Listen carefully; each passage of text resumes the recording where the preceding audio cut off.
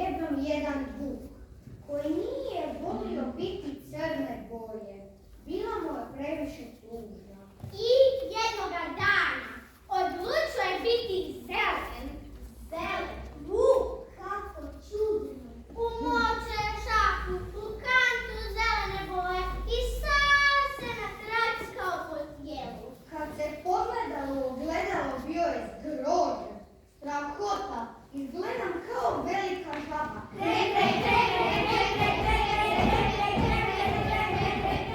Ne, ovo nije dobro, rekao je vuk.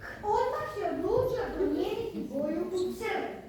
Navukao je na sebe crveni džemper, crvenu čarape i crvenu kapu. Kad se pogledao u ogledalo, uzviknuo je.